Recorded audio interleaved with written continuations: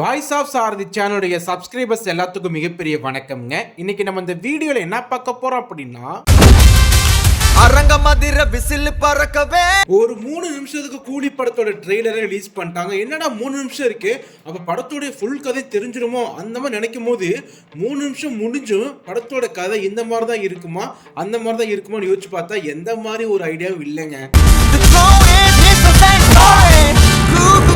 இதை பார்க்கும்போது ஒரு 3 கதை தோணுதுங்க. ஒன்று பார்த்தீங்கன்னா, சத்யராஜ் வந்து ஒரு சேர் பக்கத்தில் நின்று ஏதோ லைட் ஒன்று அவர் ஃபேஸ் முன்னாடி அடிக்குது. அதை செக் பண்ணி பார்க்கும்போது டைம் ட்ராவலாக இருக்குமோ அந்த மாதிரி யோசிக்கும் போது லோகேஷ் தெளிவாக சொல்லிட்டாரு ஒரு இன்டர்வியூவில், இது டைம் ட்ராவல் படம் இல்லை அப்படின்னா ஒருவேளை இப்படி இருக்குமோ.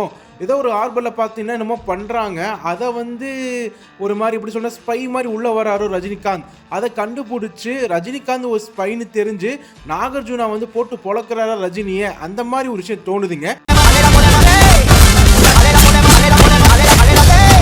அப்புறம் பார்த்தீங்கன்னா சத்யராஜோட பொண்ணு தான் ஸ்ருதிஹாசன். சத்யராஜ் வந்து அந்த ஹார்பரில் ஏதோ ஒரு விஷயம் பண்ணுறாரு, அதில் மாட்டிக்கிறாரு, சத்யராஜை போட்டி தள்ளுறாரு நம்மளோட நாகார்ஜுனா. அதுக்காக ரிவெஞ்ச் எடுக்கிறார் ரஜினிகாந்த். ஸ்ருதிஹாசன் அதையே ரிவெஞ்ச் எடுக்க சொல்லி தடுக்கிறாங்களோ, இந்த மாதிரி பல திங்கிங்கில் பல வே ஆஃபில் இந்த மாதிரி ஒரு கதை தோணுது. பட் படத்தில் என்ன மாதிரி கதை, என்ன மாதிரி ஸ்க்ரீன் பிளேல என்ன மாதிரி ப்ராப்பராக பண்ண போகிறான்னு தெரியல இந்த லோகேஷ். தலைமையரகி சரிதம் எழுத்தவே நல்லா கவனிச்சு பார்த்தீங்கன்னா தெரியும், படத்துடைய பாடல்கள்லாம் பட்டை கிளப்பிருச்சுங்க. பவர் ஹவுஸ், மோனிகா, அந்த சிக்கிட்டுலாம். ஆனால் இந்த 3 பாட்டோடைய எந்த ஒரு மியூசிக்கு எந்த ஒரு தீமையும் அனிருத் இந்த ட்ரெய்லரில் யூஸ் பண்ணலை. அதுக்கு பதிலாக புதுசாக ஒரு ட்ராக் எடுத்து உள்ளே போட்டிருக்காருங்க. இதே வேலையை விக்ரம் படத்தோட ட்ரெய்லரப்பும் பண்ணாருங்க. ஏன்னா விக்ரம் பட ட்ரெய்லருக்கு பார்த்தீங்கன்னா ஒரு புதுவிதமான ஒரு பிஜிஎம் ஃபஸ்ட்டு கேட்குற மாதிரி இருந்துச்சு. அதுதாங்க அந்த ஈகிள் இஸ் கம்மிங் போட்டிருந்தாருங்க. ஃபஸ்ட் டைம் கேட்கும்போது ஒரு மாதிரியே தான் இருந்துச்சு, போக போக போக பிக்கப் ஆயிடுச்சு. அதே மாதிரி தான் இந்த கூலிலையும் ஒரு ட்ராக் யூஸ் பண்ணியிருக்காரு. இது ஒரு செம்ம ஒரு பிரில்லியண்ட்டாக யோசிச்சிருக்காங்க. ஏன் அப்படின்னா, ஆல்ரெடி ஒரு 3 பாட்டு ரிலீஸ் பண்ணிட்டாங்க. அந்த 3 பாட்டு எல்லாத்துக்குமே ரொம்ப ரொம்ப பிடிச்சி போயிடுச்சு, பட்டை கிளப்பிடுச்சு, பட்டை தொட்டி எங்கும். புதுசாக ஒரு ட்ராக்கை விடணும் அப்படின்னா ட்ரெய்லரில் யூஸ் பண்ணோன்னா கண்டினியூவாக பார்க்க என்ன ஆகும் அப்படின்னா, ஆட்டோமேட்டிக்காக இந்த பிஜிஎம் வந்து மைண்டில் ஏறிடும். இதை ஸ்ட்ரைட்டாக தேட்டரில் பார்க்கும்போது ஆஹா இது ட்ரெய்லர் அந்த பிஜிஎம் ஆச்சுன்னு சொல்லி நம்ம வைப் பண்ண ஸ்டார்ட் பண்ணிடுவாங்க.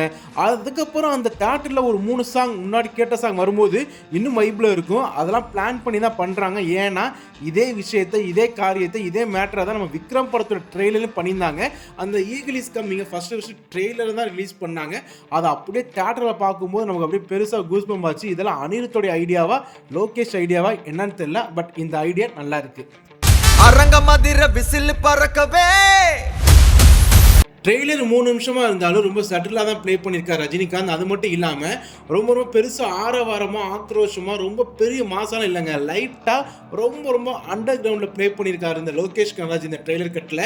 ஏன்னா படத்தோட ஹைப் வந்து ரொம்ப ஜாஸ்தியாக இருக்குல்ல. ட்ரெய்லர் வேறு கட் பண்ணி வேறு மாதிரி ஒன்று பண்ணால் இன்னும் ஹைப் ஆயிரும். படத்தை பார்க்கும்போது ஏதாவது ஒரு இடத்துல டிசப்பாயின்மெண்ட் ஆகிட்டா அது படத்துக்கு மிகப்பெரிய ஒரு பிரச்சனை. அதுக்காக ரொம்ப சட்டிலாக தான் இந்த ட்ரெய்லர் கட்டை பண்ணியிருக்காங்க. அரங்கமதிர விசில் பறக்கவே மற்றபடி படத்தில் வந்து பார்த்தீங்கன்னா ஒரு பெருசாக ஒரு ஃப்ளாஷ்பேக் வரும்போது எனக்கு தெரிஞ்சு ரஜினிகாந்தோட பழைய படம் தீன்னு ஒரு படம் இருக்குங்க. அதுலேயும் வந்து பார்த்தீங்கன்னா கூலியாக நடிச்சிருப்பாரு. அந்த மாதிரி கெட்டப்பில் இந்த ட்ரெய்லரில் லாஸ்ட்டாக ஒரு டிஏஜிங் பண்ண லுக் வருது. ஒருவேளை ஃப்ளாஷ்பேக்கில் அந்த தீ படத்தோடைய இமேஜ் எடுத்து உள்ளே போடுவாங்களா அப்படின்னு தெரியல. அது மட்டும் இல்லாமல் அந்த உபேந்திரா, அதுக்கப்புறம் அந்த அவர் பேர் என்னங்க அமீர் கான், அதுக்கப்புறம் அந்த சௌபினைலாம் நடிச்சிருக்காங்க. பார்க்க ரொம்ப நல்லா தான் இருக்குங்க. அமீர் கான் வந்து ஒரு பெஸ்ட் கேமியோ பண்ணியிருக்கிறதா சொல்லியிருக்காங்க. ஆனால் எனக்கு என்னமோ ரீசெண்ட் டைம் நிறைய கேமியோ வரதுனால பெருசாக ஒரு எக்ஸைட்மெண்ட் ஏற்படுத்தவே இல்லை. படம் பார்க்கும்போது அது எப்படி இருக்குன்னு தெரியலங்க, அதை பார்த்தா மட்டும்தான் தெரியுங்க. 30 வருஷமா ஆஃப்லைன்லயே வச்சிருக்கேன். ரீசெண்ட் டைம்ல சில படங்கள்ல ரஜினி லுக்குக்கு வந்து பெருசா யாரும் மெனக்கடவே இல்லை. பட் இந்த படத்துல 75 வயசு ரஜினியை வந்து செம்ம லுக்ல கொண்டு வந்திருக்காருங்க. ஒரு காதல் கடுக்கனா இருக்கட்டும், தலைவாரல் சீவலா இருக்கட்டும், தாடியா இருக்கட்டும், ஷர்ட்டா இருக்கட்டும், பேண்டா இருக்கட்டும், கையில காப்பா இருக்கட்டும், இது ஒட்டுமொத்த ரகர் லுக்கும் செம்மையா கொண்டு வந்திருக்காங்க. என்னதான் ஸ்கிரீன்ல வந்து செம்மையா நடிச்சாலுமே அந்த வயசான ஒரு உருவம் கண்டிப்பா தெரியதான் செய்யும். அதை மறக்க வைக்கிற அளவுக்கு லோகேஷ் கண்டிப்பா மெனக்கிட்டு இருப்பாரு. அது இந்த ட்ரெய்லர் பார்க்கும்போதே நமக்கு தெரியுதுங்க. இவ்வளவு பெரிய ஆம்பளை கூட்டத்துல ஒரே ஒரு பொண்ணு நடிச்சிருக்காங்க, ஸ்ருதிஹாசன் மெயின் கேரக்டர் நினைக்கிறேங்க. முக்கியமா ரஜினி வந்து ஸ்ருதிட்ட சொல்லுவாங்க, அவர் உனக்கு அப்பா எனக்கு நண்பன். இது அப்படியே கமலை சொல்ற மாதிரி இருக்குங்க. ரொம்ப ரியலிஸ்டிக்கா இருக்குங்க.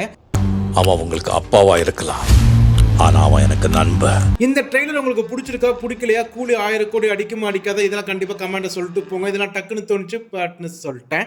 சேனலில் சப்ஸ்கிரைப் பண்ணாதவங்க சப்ஸ்கிரைப் பண்ணிடுங்கப்பா. தலைமை இறங்கி சரிதம் எழுதவே